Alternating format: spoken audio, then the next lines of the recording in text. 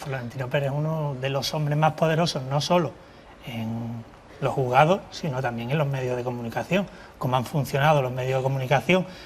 Por ejemplo, el señor García Ferreras fue el director de comunicación de Florentino Pérez en el Real Madrid. Si vemos todos los periodistas de La Sexta, ¿de dónde vienen? Vienen de Real Madrid Televisión, donde estuvo García Ferreras.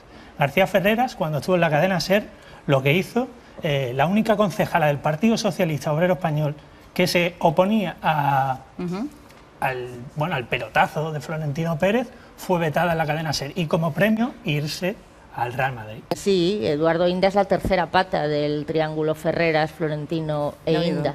Antes del 26J, de las elecciones en las que posiblemente Podemos, ¿no?, también podía llegar, las nuevas elecciones, ¿no?, que se obligó a hacer porque no había pacto, en un restaurante de Madrid comen Adrián de la Joya, Mauricio Casals, Villarejo y Antonio García Ferreras. Bueno, según los presentes cercanos a esa mesa, que fueron los que nos contaron a público lo que se había hablado allí, lo que se estaba diseñando era la falsa cuenta del Euro-Pacific Bank que se le atribuyó a Pablo Iglesias, Eduardo Inda, porque claro, Eduardo Inda solo no puede. ¿Quién estaba en esa?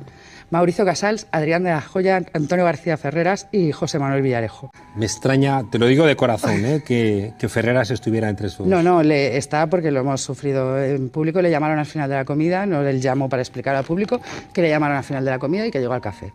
Y además es que los comensales estaban ahí, ¿sabes? Y de hecho en las conversaciones de Lezo aparece Mauricio Casals diciendo la pinza que hemos hecho, ¿no?, por un lado con La Sexta y con otro lado con Antena 3. Entonces hay una cosa que destaca en el poder y en lo que nosotros, digamos, tratamos todas las semanas en las cloacas de la democracia, y es ese núcleo de poder que manipula resultados electorales, manipula opinión pública. Hay una presión brutal con algunos temas, el catalán es uno de ellos, donde se acaba haciendo periodismo de Estado y periodismo de trinchera muchas veces. Antonio tiene mucho poder, Florentino tiene mucho poder, yo seguramente tengo menos, pero tengo algo de poder y bueno, aquí cada uno hace lo suyo.